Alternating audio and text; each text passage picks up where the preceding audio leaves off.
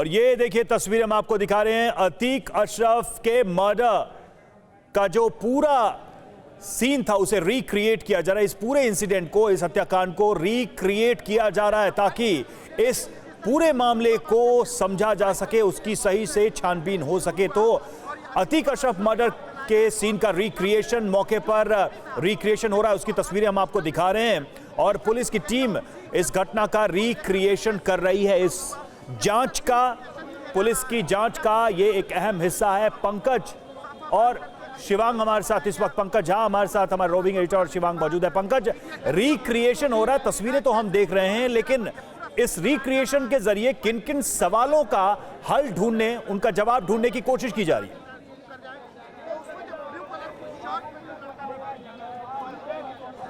देखिए, इसमें बहुत सारे सवाल, उनका जवाब मिलना बाद में होगा, लेकिन अभी जो सीन जो रिक्रिएट हो रहा है उसमें देखिए आपको दो शख्स दिख रहा होगा और जिस तरीके से अतीक और अशरफ, जिस दोनों को यहाँ मेडिकल के लिए कॉल्विन अस्पताल लाया गया था, दोनों ने अपने सर पर गमछा बांध रखा था। हाँ। उसी तरीके से दो लोगों को यहाँ लाया गया। बिल्कुल उस दिन 15 अप्रैल रात 10:30 के आसपास जो घटना हुई थी, उसी तरीके से सीन को रिक्रिएट करने की कोशिश की जा रही है।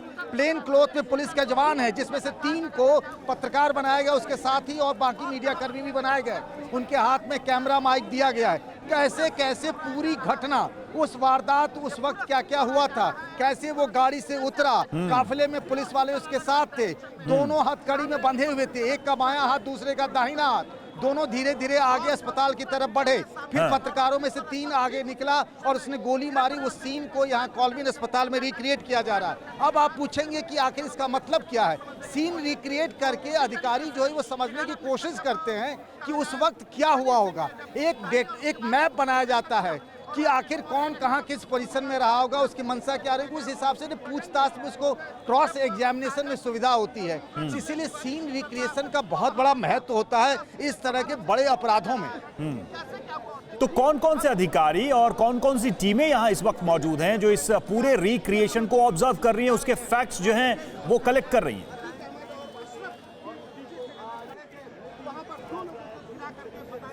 देखिए, एक जो एसआईटी, 2 एसआईटी बनी थी, बताऊं। एक एसआईटी जो बनी थी वो एडीजी प्रयागराज की अगुवाई में मॉनिटरिंग के लिए बनी है, वो बड़े आईपीएस अधिकारियों की एक एसआईटी है। दूसरी एसआईटी प्रयागराज के पुलिस अधिकारियों की बनी है, सतीश चंद्रा की अगुवाई में, वो एसआईटी यहाँ मौजूद है। फॉरेंसिक लैब लखनऊ से अधिकारी आए हैं, यहाँ प्रयागराज के भी लोग हैं और जिन लोगों ने उस दिन यानी 15 तारीख को जब घटना हुई उसके बाद जो फॉरेंसिक टीम आई थी और जिसने अब तमाम एविडेंसेज कलेक्ट किए थे, वो लोग यहाँ मौजूद हैं। और मैंने कहा ना कि सीन रिक्रिएट करके उस दिन और आज में पूरे चीजों को समझने की कोशिश की जा रही है। एक एक उस वक्त मौके पे क्या हुआ होगा उसको विस्तार से समझने और देखने की कोशिश की जा रही है यहाँ कॉल्विन अस्पताल में। बिल्कुल, शिवांग भी हमारे साथ जुड़े हुए हैं। शिवांग, इस पूरे मामले में जो सबसे बड़ी चीज थी जिसको लेकर पुलिस अभी तक जो है सवालों के जवाब ढूंढ रही है, वो था वेपन, सोफिस्टिकेटेड वेपन, उससे चलाई गई गोलियां, वो कहां से आई, इसको लेकर अभी तक पुलिस किसी भी उत्तर से संतुष्ट नहीं है। तो इस रिक्रिएशन से इस मामले में क्या मदद मिल पाएगी? देखिए, जो असला है कहां से आया, किसने प्रोवाइड किया, क्योंकि ये बात तो साफ है जिस पिस्टल की बात की जा रही है इस पूरे क्राइम सीन पे, वो कोई मामूली पिस्टल नहीं थी, वो कोई मेरठ या आजमगढ़ में बनने वाली पिस्टल्स नहीं थी, वो बाहर की पिस्टल थी, टर्की से बन के आती है, कई लाख रुपए की आती है। तो वो किसने प्रोवाइड की, कौन इसके पीछे मास्टरमाइंड था, उसका एक अलग पहलू है। लेकिन यहाँ जो क्राइम सीन पे चीजें देखने को मिल रही हैं वो ठीक उस प्रकार देखने को मिल रही हैं। किस तरीके से ये पुलिस की गाड़ी अतीक और अशरफ को मेडिकल कराने रात को लेके आती है, ठीक कॉल्विन अस्पताल के दरवाजे के बाहर वो जीप अशरफ और अतीक को लेके उतरती है। अतीक किसी को इशारा करता है, किसको करता है ये बात आज तक किसी को नहीं पता। यहां से पैदल लेके जाते हैं, कुछ मीडिया के लोग उनसे बात करने की कोशिश करते हैं। अतीक से पूछा जाता है कि आप अपने बेटे की कब्र पे नहीं गए, उन्होंने कहा कि नहीं ले गए तो नहीं गए। फिर गुड्डू मुस्लिम का नाम निकलता है अशरफ के मुंह से और उसी वक्त अतीक के सर पे गोली लगती है और ये पूरा सीन यहाँ पे रिक्रिएट किया गया है। ये देखिए, बंदूक लगा रखी है उस आर्टिस्ट के मुंह पे, जो अतीक का इस वक्त रोल निभा रहा है यहाँ पे, और इस पूरे सीन को रिक्रिएट करने की कोशिश की जा रही है। अतीक और अशरफ दोनों के हाथ हथकड़ी से एक साथ बंधे हुए थे, तो अशरफ को भी मौका नहीं मिला गोली चलने के बाद भागने का, और यही दृश्य यहाँ पे दर्शाया जा रहा है। किस तरीके से अशरफ और अतीक को पुलिस ने घेर रखा था, ठीक उसी तरीके से पुलिस वालों को यहाँ पे इकट्ठा किया गया है। उनके चारों तरफ अशरफ और अतीक के सामने की ओर आप देखें, जिस तरफ वो उनका मुंह है, उधर मीडिया वाले खड़े हुए थे। वो मीडिया उनकी बाइट लेना चाह रही थी, उनसे बात करना चाह रही थी, और उससे पहले वो एंटर होते अस्पताल में लगातार 3 तरफ से गोलियां चलने लगी। तो इस पूरे सीन को यहाँ पे रिक्रिएट किया गया है। असला कहां से आया, असला के पैसा कहां से आया, उसका अरेंजमेंट किसने किया, ये तमाम चीजें जो है वो जांच का विषय है, जिसके ऊपर एसटीएफ और तमाम जो जुडिशियल इंक्वायरी बैठी है, जो इस पूरे मामले की जांच कर रही है। बिल्कुल। और पंकज, एक चीज जो इस पूरे मैटर में अलग है वो ये कि ये तो रिक्रिएट किया जा रहा है, इसको पूरा वीडियो में शूट किया जा रहा है, लेकिन जो असल घटना हुई थी वो भी कैमरे में कैद हुई थी। तो इस रिक्रिएशन में, चूंकि ऐसा बहुत कम देखा गया है कि घटना होती है और वो पूरा का पूरा मैटर कैमरे में कैद हुआ हो, तो इस रिक्रिएशन में जो ओरिजिनल इंसिडेंट है, जो रिकॉर्ड हुआ है, उससे कितनी मदद मिल रही है और फैक्चुअली ये रिक्रिएशन कितना सही और सटीक बनेगा उसकी वजह से?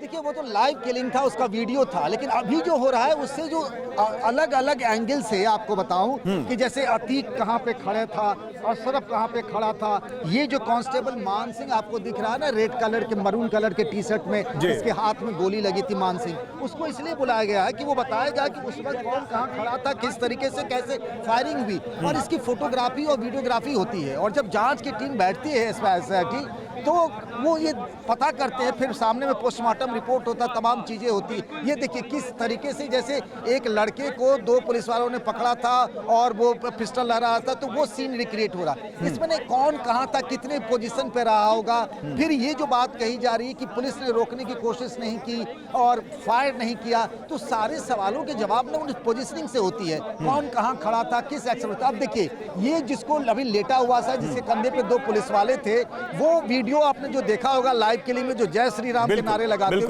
उस सीन को रिक्रिएट किया जा रहा है। अब इसकी फोटोग्राफी हो रही है, वीडियोग्राफी हो रही है। अब वहां से अतीक अशरफ कहां थे, उसकी डिस्टेंसिंग, ये सारी चीजें सीन रिक्रिएशन से पता चलता है और उसका फायदा होता है इन्वेस्टिगेशन में। शिवांग, लेकिन शिवांग आपके पास आ रहा हूं, इस पूरे मामले में जो आई विटनेसेस थे, क्या उनको भी यहां बुलाया गया? मसलन ये पुलिस वाले तो थे ही, लेकिन बहुत सारे मीडिया कर्मी भी उस दिन थे, तो क्या उनकी भी मदद ली जा रही है इस रिक्रिएशन में?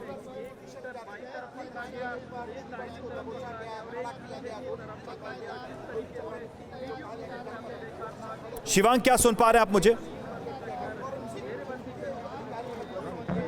जी, अपना सवाल शिवांग, यही सवाल था मेरा कि जो आई विटनेसेस थे, कि उनकी क्या मदद ली जा रही है इसमें, कि या सिर्फ पुलिस वालों के डिस्क्रिप्शन के हिसाब से ही रिक्रिएट किया जा रहा है? क्योंकि उस दिन पत्रकार बहुत सारे थे, मीडिया कर्मी बहुत सारे थे, जिन्होंने अपनी आंखों से सब कुछ देखा था।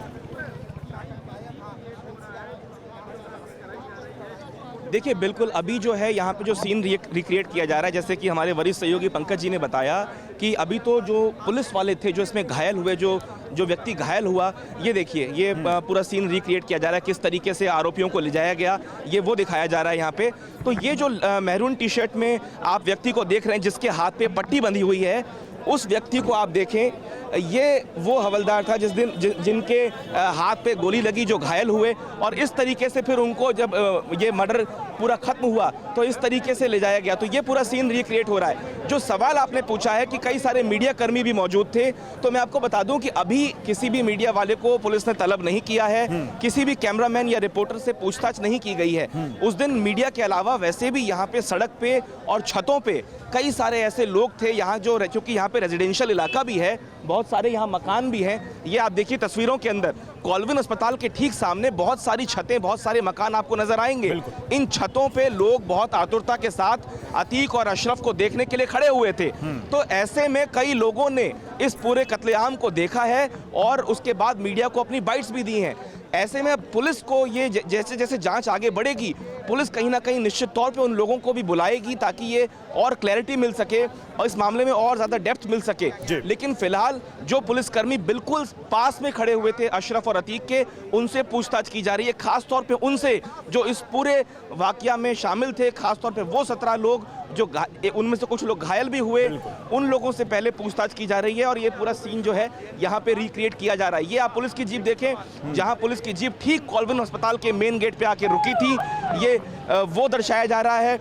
एफएसएल की टीम आप देख सकते हैं हर एक बात को तस्वीरों में कैद कर रही है। इसके अलावा एक जो डायरी उनके हाथ में नजर आ रही है, आपको जो फाइल आपको नजर आ रही है, वो तमाम हर छोटी बात इस पूरी रिपोर्ट में लिखी जा रही है। क्योंकि जैसे जैसे ये मामला कोर्ट की ओर बढ़ेगा और इस मामले में पूरी जांच होगी, तो पुलिस भी और प्रशासन भी कोई कोताही नहीं छोड़ना चाहता, क्योंकि उनको भी अपना पक्ष रखना पड़ेगा। बिल्कुल ठीक है। आखिर कैसे इतना बड़ा हादसा तमाम लोगों के सामने पुलिस को लेकर भी बहुत सारे सवाल हैं जिसका उत्तर मिलना जरूरी है, उनका उत्तर मिलना जरूरी है पंकज। लेकिन एक चीज और बताइए कि अभी जो ये रिक्रिएशन हो रहा है और यहां से जो भी फैक्ट्स निकाले जा रहे हैं, उसके बाद की प्रक्रिया क्या है? क्या इस रिक्रिएशन के आधार पर पूछताछ आगे बढ़ेगी, सीक्वेंसेस को जोड़ा जाएगा और एविडेंसेस कलेक्ट किए जाएंगे, या फिर नए सिरे से जांच शुरू होगी? क्या होता है इसके बाद? अगर एक क्राइम इन्वेस्टिगेशन प्रोसेस की बात करें तो रिक्रिएशन के बाद व्हाट, क्या? देखिए मैं बताऊं कि जो तीनों आरोपी हैं, ये तीनों पुलिस कस्टडी में जो लिए गए हैं, 4 दिन की पुलिस कस्टडी है। हथियार जो है वो ऑलरेडी बरामद हो चुके हैं। उनसे पूछताछ के आधार पर ही जानने की कोशिश की जाएगी। और ये जो अभी आप सामने देख रहे हैं जो सीन रिक्रिएट हो रहा है, उन सब से उस दिन जो घटना हुई थी उस सारे चीज़ों को, कि वो सच बोल रहे हैं या झूठ बोल रहे हैं, उस सारी चीज़ों को एक बार देखा जाएगा। फिर उस दिन जो मौके पे मौजूद थे उन सब लोगों से पूछताछ हो रही है।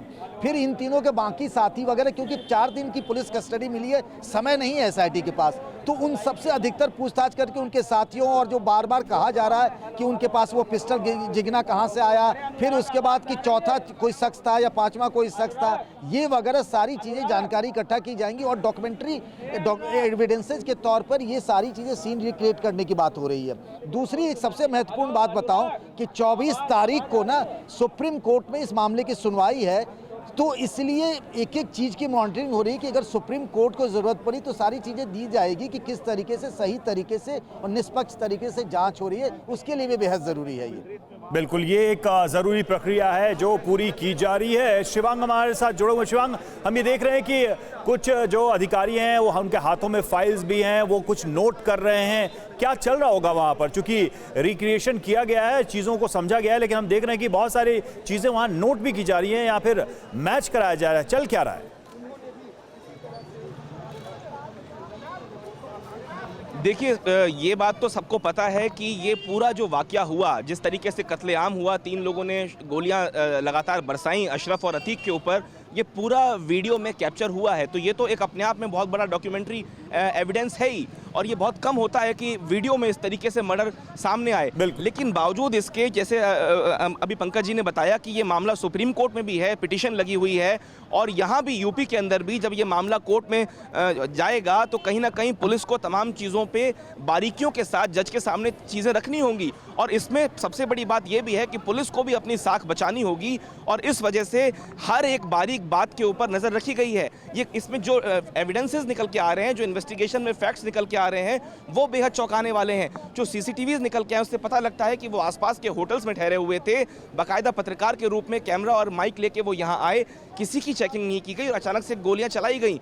तो ये जिस तरीके से फीते से देखिए आप पूरा एरिया को नापा जा रहा है, जिस पूरे इस कंपाउंड के अंदर, जो कॉल्विन हॉस्पिटल का अंदर का कंपाउंड है, यहाँ पे पूरे इस जगह को रिक्रिएशन करते हुए जगह को नापा जा रहा है कि जो शूटर्स हैं उनके बीच में कितना डिफरेंस था, किस तरह की उनकी प्लानिंग थी, किस तरीके से उन्होंने अशरफ और अतीक को इस तरीके से घेरा कि बचने का उनका कोई चांस ना हो। इन तमाम पहलुओं पे, और ख़ास बात देखिए उन शूटर्स की आप कि वो इतने शार्प शूटर्स थे कि जब उन्होंने गोलियां चलानी शुरू की तो वो गोली किसी मीडिया वाले को नहीं लगी, वो गोली किसी पुलिस वाले को नहीं लगी, और सीधे उनकी जो प्लानिंग थी वो इस तरह की थी कि वो अशरफ और अतीक को मारने ही आए थे, किसी और को नुकसान पहुंचाने के लिए नहीं आए थे। इन तमाम पहलुओं के ऊपर जो है ये मामला जब कोर्ट में जाएगा तब पुलिस को रखना होगा पक्ष अपना, और ऐसे में जो जुडिशियल कमीशन है या फिर जो एफएसएल की टीम है वो कोई कोर कसर नहीं छोड़ना चाहते।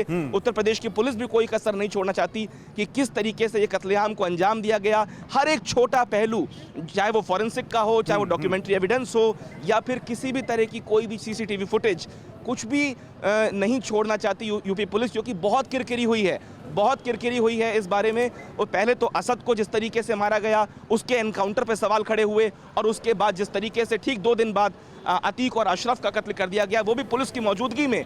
ऐसे में जो किरकिरी हुई है उसका भी जो भार है वो उत्तर प्रदेश पुलिस के सर पर है, जिसको वो उतारना चाहेगी। तो अब जब इन्वेस्टिगेशन चालू है तो तमाम पहलुओं के ऊपर जो है नजर रख रही है यूपी पुलिस और जो जुडिशियल टीम यहाँ पहुंची। बिल्कुल पंकज, एक चीज जो चूंकि आज भी पूछताछ के बाद जो तीनों शूटर्स हैं उनसे पूछताछ के बाद एक तथ्य सामने आया, वो खबर भी आई सामने कि उन्होंने फिर से ये बात कही है कि हमने अपना नाम बनाने के लिए, हमने अपना पूरे देश में एक पहचान बनाने के लिए हमने इस पूरे वारदात को अंजाम दिया। अब ये रिक्रिएशन में भी हम वही चीज देख रहे हैं कि उन्होंने किसी और को गोली उस पर फायर नहीं की, आर्म सरेंडर किए, वहीं पर किसी और को नुकसान पहुंचाने के इरादे से वो नहीं दिख रहे थे। तो वो जो बात कह रहे हैं और रिक्रिएशन और उस दिन की घटना में जो तथ्य सामने आ रहा है, पुलिस को उस पर यकीन क्यों नहीं है? और क्या वो जो कह रहे हैं वो कहीं से भी पुलिस उसको एक फैक्ट के रूप में ले रही है कि उनका इरादा सिर्फ और सिर्फ इनको मारना था, न कि बच के भागना था या किसी और पर को नुकसान पहुंचाना था? पंकज,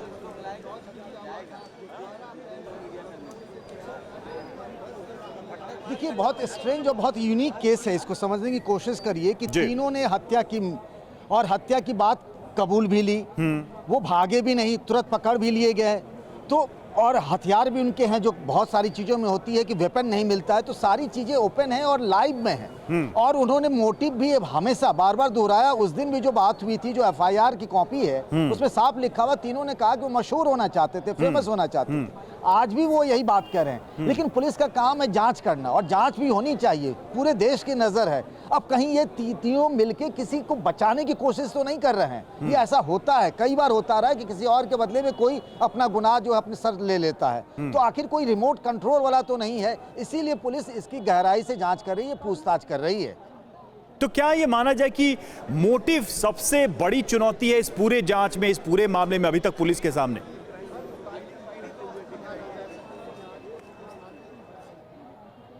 देखिए, जो मोटिव कहा जा रहा है तीनों के तरफ से, जो तीनों से पूछताछ हुई और पुलिस ने जो बात सामने रखी है एफआईआर की कॉपी में, जिस बात का जिक्र है कि तीनों मशहूर होना चाहते थे, तो मशहूर होने के लिए अतीक और अशरफ को मार दिया।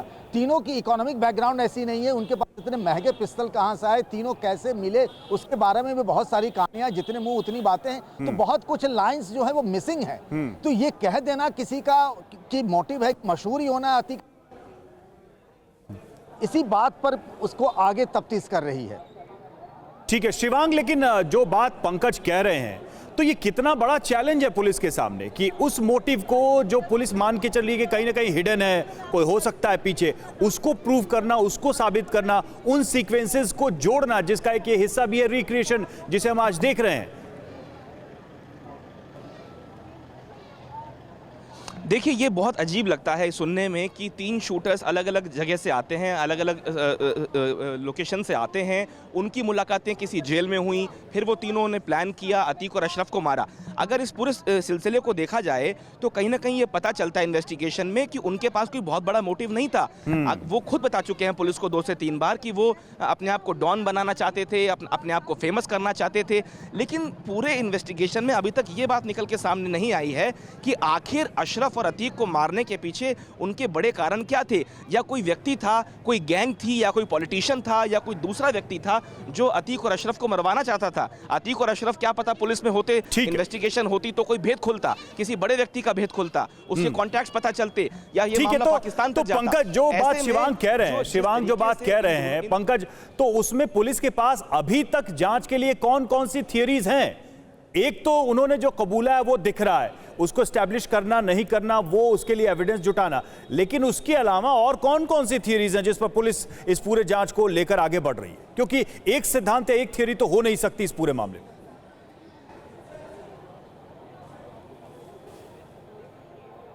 देखिए, जो मुझे जानकारी मिली है एसआईटी के सूत्रों के हवाले से, उसमें करीब जी। इन लोगों ने कहा कि भाई हम फेमस होना चाहते थे, मार दिया। चलिए पहली थ्योरी नंबर 1 हम इसे मान लेते हैं। दूसरी थ्योरी ये है कि हो सकता है कोई चौथा और पांचवा रहा हो जिसने सुपारी दी हो और इन तीनों ने उसे कर दिया हो।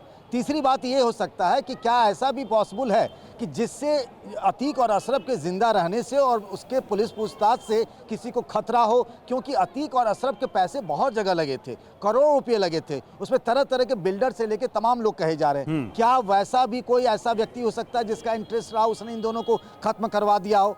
या फिर ऐसा भी हो सकता है कि अतीक के गैंग का भी कोई ऐसा आदमी हो जिसका पिछला कोई इतिहास रहा, जब अतीक से बदला लेने का मतलब आया, उसे लगा अतीक और अशरफ अब कानूनी शिकंजे में कमजोर हो रहे हैं, यही वो वक्त हो उसको ठिकाने लगा दिया जाए। तो ऐसे 4-5 थ्योरीज हैं, उस पर पुलिस काम कर रही है, डायग्राम बना करके उनमें से तमाम किरदारों को लेकर के। मुझे जो जानकारी मिली है, बाकायदा एक रूम बनाया है SIT ने और उस पर इसकी जांच होती है। बिल्कुल, बेहद दिलचस्प बातें आपने बताई पंकज की। ये जो थियरीज है इन पर पुलिस काम कर रही है। शिवांग भी हमारे साथ जुड़े हुए हैं। शिवांग, वहां पर आपके साथ शायद कोई पुलिस का अधिकारी मौजूद है, बात करें जरा उनसे, पूछे क्या हुआ आज रिक्रिएशन में।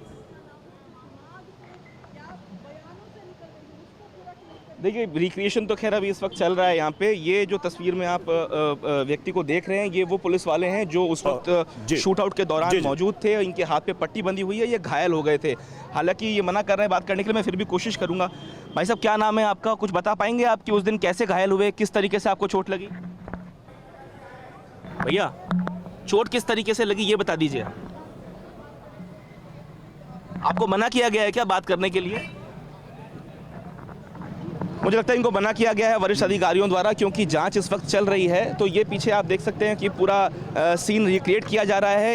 इस व्यक्ति को यहाँ बुलाया गया था क्योंकि ये उन 17 पुलिस वालों के ग्रुप में मौजूद था जिसको चोट आई। तो ये जो बाकायदा साक्ष्य हैं, इनके सब कुछ सामने हुआ है, तो इनसे बेहतर कौन बता पाएगा कि क्या कुछ हुआ था उस दिन। ठीक अशरफ और अतीक के बिल्कुल करीब थे और उसी सीन को वापस से रिक्रिएट करने की कोशिश उत्तर प्रदेश की पुलिस यहाँ पे जाँच कर रही है, ताकि तमाम सबूतों को, तमाम हर एंगल को खंगाला जा सके कि किस तरीके से ये 3 आरोपी आते हैं, अशरफ और अतीक का अंत कर देते हैं और उसके बाद सरेंडर कर देते हैं। कुल मिला के पूरी स्थिति को देखा जाए तो ये साफ पता चलता है कि वो खुद भागने के मूड से नहीं आए थे। उन्होंने किसी दूसरे व्यक्ति के ऊपर पिस्तौल नहीं तानी और जब उन्होंने अपना काम खत्म किया तो उन्होंने फिर बाद में सरेंडर चिल्लाना शुरू किया और एक धार्मिक नारे लगाए। उसके बाद वो सीधे ज़मीन पर लेट गए।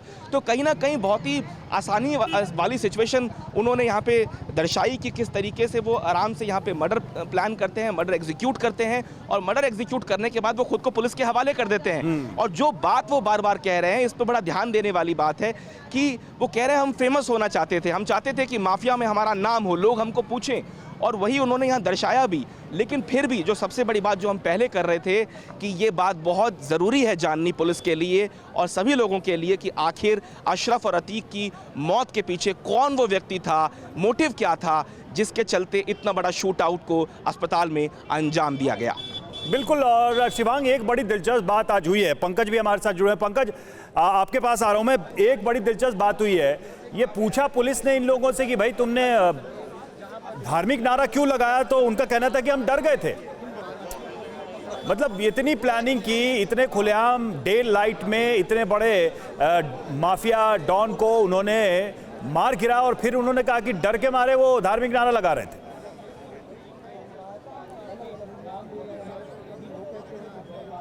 ये कहानी पसती नहीं है, थ्योरी पसती नहीं है कि डर के मारे उन्होंने ये धार्मिक नारे लगाए होंगे, क्योंकि जिसने, आप बिल्कुल सही कह रहे हैं कि जिसने इतने क्लोज से 2 माफिया डॉन को एक साथ अतीक और अशरफ को मारे हो, वो अगर ये बात कहे कि उसे डर लग रहा था फिर उसने ये नारा लगाया, उसको बिल्कुल डर नहीं था। डर रहा होता, भागने की कोशिश करता, वहीं खड़ा रहा।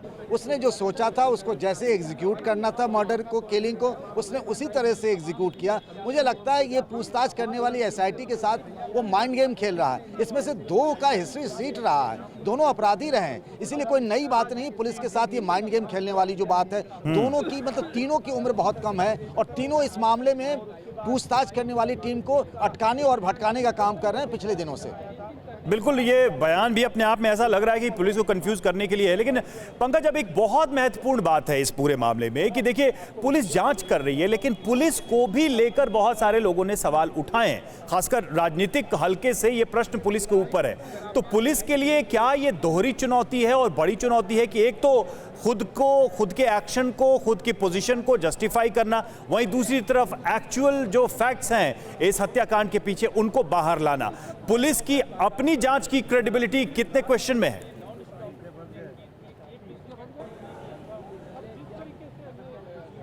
देखिए, पुलिस की जांच की क्रेडिबिलिटी क्वेश्चन में है। मैंने यूपी में और बाहर भी जो रिटायर्ड आईपीएस अधिकारी हैं उन सबसे हमने बातचीत की है। पुलिस कस्टडी में इस तरीके से ठीक है, मैं लौट रहा हूं पंकज। देखिए, शिवांग हमारे साथ जुड़े हुए हैं, उस गाड़ी के पास है जहां पर जो एक पुलिसकर्मी घायल हुआ था वहां पर। Shivang, over to you.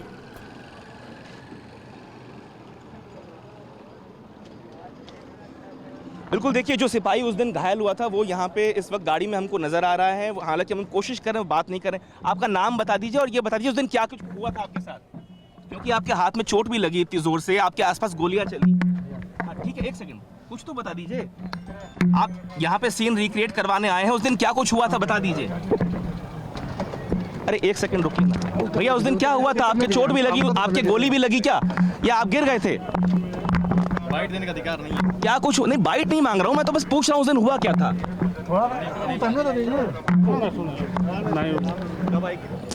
Sir हम तो बस पूछ रहे हैं ना। वही बात अधिकारियों से पूछ लीजिए, साहब से पूछ लीजिए। अच्छा ठीक है, ओके। देखिए वो सिपाही को यहाँ लाया तो गया है जो जिसको चोट लगी थी, लेकिन वो कुछ भी एक लाइफ। अच्छा ठीक है, ओके। लेकिन पुलिस वाले यहाँ हमको रोक रहे हैं, वो सीधे तौर पे कह रहे हैं कि सिपाही को बोलने की परमिशन नहीं दी गई है और इसलिए जो वरिष्ठ पुलिस अधिकारी यहाँ पे आए हैं वो सीधे तौर पे मना कर रहे हैं कि जब तक जांच पूरी नहीं हो जाती वो कुछ भी बयान नहीं देंगे। ठीक है, बिल्कुल। जांच जिस तरह से सुचारू रूप से चले उसमें मीडिया की तरफ से भी हमेशा से सहयोग रहा है। पंकज के पास वापस चलते हैं। पंकज, आप अपनी बात पूरी करें। जो आप बात कह रहे थे बहुत ही दिलचस्प बात थी कि पुलिस की ये पूरी इन्वेस्टिगेशन कैसे सवालों के घेरे में है। पंकज।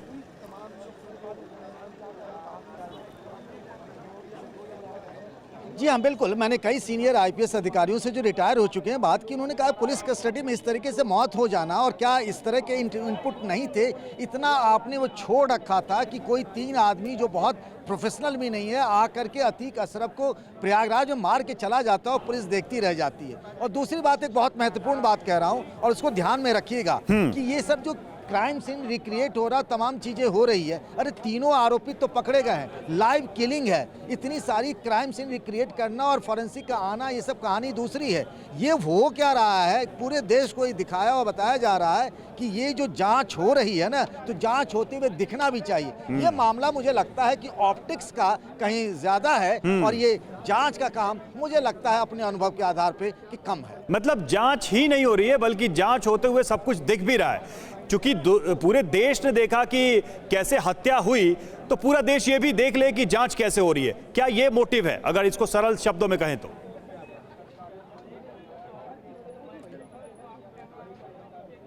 जी हाँ, बिल्कुल यही मोटिव है। चूंकि पूरे देश में तमाम लोग इस बात पर सवाल उठा रहे हैं कि पुलिस कस्टडी में भले ही वो अपराधी था, ये काम अदालत का होता है, उस पर जो सवाल उठ रहे हैं, इसीलिए इस तरीके से चीजें आप देखिए। दिन भर आज कॉलविन अस्पताल का जो इलाका है एक्टिविटी का सेंटर रहा। पहले फॉरेंसिक टीम आती है, फिर न्यायिक आयोग आता है, उससे पहले बीच में एसआईटी की टीम आती है, फिर फॉरेंसिक की टीम यहाँ पर आती है और फिर से वही सब सीन रिक्रिएट किया जा रहा है। इतनी बार रिक्रिएशन करने की जरूरत मुझे समझ में नहीं आ रही। ये यही मामला पूरा कि देश देखे कि पूरी जांच परख हो रही है, सरकार बिल्कुल सीरियस है इस मामले को लेकर, और 24 तारीख को जो अहम है सुनवाई, उस बात को भी नजरअंदाज नहीं किया जा सकता। ठीक है शिवांग, क्या ये ज्यादा टेंशन वाली बात है पुलिस के लिए? क्योंकि पुलिस कस्टडी में इस तरह की हत्या होना या मौत होना पुलिस के लिए भी इसलिए मैटर करता है क्योंकि इसको लेकर जो धाराएं हैं, जो नियम है, वो बड़े सख्त हैं।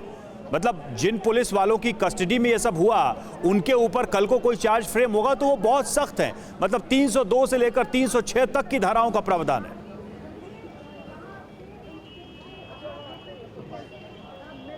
देखिए, अशरफ और अतीक के मरने से पहले का समय आप थोड़ा सा याद कीजिए। जब साबरमती से उनको प्रयागराज लाया जाता है, किस तरीके से बड़े पहरे में उनको रखा जाता है, बाकायदा पुलिस ऑफिसर्स की भारी फौज उनके साथ होती है। ऐसा लगता है जाने किसको लाया जा रहा हो, इतनी लंबी चौड़ा काफिला उनके साथ में होता है। लेकिन उसके कुछ दिनों के बाद जब इस शहर के अंदर, प्रयागराज के अंदर पुलिस उनको लेके घूमती है तो इस तरीके से लेके घूमती है जैसे कोई मामूली कोई गुंडा हो। तो ये कहीं ना कहीं एक बहुत बड़ा जांच का विषय है और जब ये मामला सुप्रीम कोर्ट में जाएगा, जब इसकी सुनवाई होगी तो निश्चित तौर पे उत्तर प्रदेश पुलिस को हो सकता है कि कोर्ट से फटकार खानी पड़े और कुछ लोग इसमें सस्पेंड भी हो, जब इस पर कार्रवाई भी हो। ये बहुत बड़ी बात है कि 17 पुलिसकर्मी 2 व्यक्तियों को नहीं बचा पाते, उसके बाद उनकी तरफ से कोई फायरिंग भी नहीं होती। तो इन तमाम पहलुओं के ऊपर कोर्ट भी गौर करेगा। जो पिटिशनर्स हैं उनके वकील ये पूछेंगे कि आखिर जब 3 लोग फायर कर रहे थे तो पुलिस वालों की बंदूकों को जंग क्यों लगा था, और अगर फायरिंग पुलिस की तरफ से नहीं की गई तो क्यों नहीं की गई, और अगर जब वो फायरिंग कर रहे थे तो पुलिस वाले एकदम से भाग क्यों खड़े हुए। तो इन तमाम पहलुओं के ऊपर उत्तर प्रदेश पुलिस को जवाब देना होगा, चाहे वो इलाहाबाद हाई कोर्ट हो या फिर सुप्रीम कोर्ट हो। जब जांच होगी तो निश्चित तौर पे आप ये मान के चलिए कि कुछ पुलिस वालों के ऊपर कार्रवाई होना तय है, क्योंकि ये बहुत बड़ी बात है कि पुलिस कस्टडी में जब पुलिस मेडिकल कराने के लिए लाती है तो जो नेग्लिजेंस होता है वो देखने को मिला। मीडिया किस तरीके से इतना करीब पहुंच गया अतीक और अशरफ के, इस बात का पुलिस को जवाब देना होगा। इस दरवाजे के बाहर क्यों उतारा गया, अस्पताल में ये जीप क्यों नहीं आ गई, दरवाजा दिखाएं राजीव, दरवाजा दिखाएं। आप इस दरवाजे का साइज देखिए, आराम से 1 से 2 गाड़ियां एक साथ अंदर आ सकती हैं, इतना बड़ा ये दरवाजा है। तो फिर आखिर क्या ज़रूरत थी, जब उनको इतनी हाइपर सिक्योरिटी में रखा गया था, तमाम चीज़ों को ध्यान में रखा गया था, सुरक्षा को खतरा था, तो आखिर क्यों गाड़ी अंदर नहीं लाई गई, ये बहुत बड़ा सवाल है। हो सकता था कि अगर वो जीप से सीधे यहाँ उतरते तो वो सीधे अंदर मेडिकल के लिए चले जाते, मीडिया को उनसे बात करने का मौका ही नहीं मिलता, उन शूटर्स को गोली चलाने का मौका ही नहीं मिलता। इन शूटर्स ने उठाया। पंकज, आप इसे कैसे देखते हैं? क्या पुलिस के लिए एक बड़ा स्ट्रेस पॉइंट यही है इस जांच में कि उनके विभाग के ही कर्मचारियों के ऊपर बहुत सख्त धाराएं लग सकती हैं?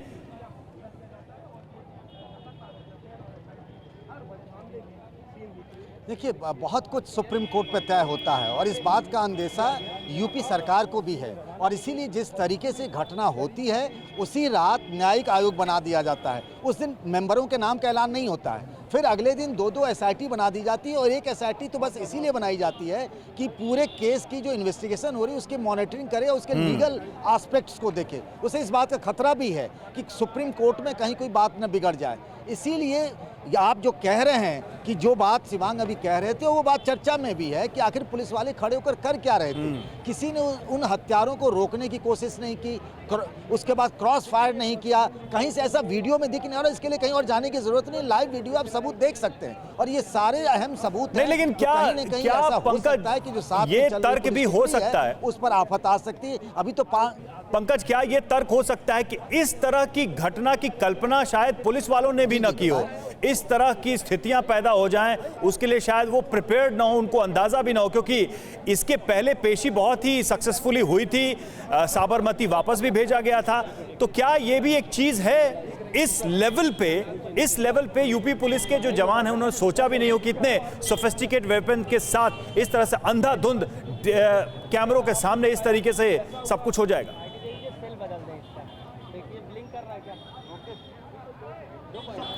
देखिए, यूपी पुलिस ना खुद ही अपने मामले में फंस सकती है इस बात को लेकर के, क्योंकि याद करिए इससे पहले जब पेश किया जा रहा था अतीक और अशरफ को कोर्ट में, और उधर झांसी में उसके बेटे असद और गुलाम जो है दोनों को जब इनकाउंटर किया गया था, तब जो पुलिस अधिकारियों ने बयान दिया था उसमें ये कहा गया था कि ये कोशिश थी कि जब वहां से लौट रहा होगा, साबरमती से लाया जा रहा था अतीक को, तो अतीक को छुड़ाने के लिए असद और गुलाम उसको छुड़ाने की कोशिश कर सकते हैं। हाँ। जब इस तरह के इनपुट हो तब किस तरीके से सिक्योरिटी में इतना बड़ा लैप्स हो सकता है? तो ये तो लापरवाही कहीं न कहीं पुलिस सिस्टम की है ही। ठीक है, इसको तो मानना ही पड़ेगा। पहले से इनपुट भी थे तो साफ दिख रहा है वीडियो में। ठीक है, ये इन दोनों बिंदुओं को अगर जोड़ा जाए तो अपने आप में ये सवाल बनता है। आप दोनों हमारे साथ बने रहें, और जैसा कि हमारे दोनों सहयोगी उसी जगह पे मौजूद है जहां पर इस पूरे हत्याकांड का रिक्रिएशन किया गया, वो रिक्रिएशन जरा हम आपको एक बार फिर से दिखाने और समझाने की कोशिश करते हैं। देखिए मेरे पीछे बिग वॉल पर किस तरीके से, देखिए इस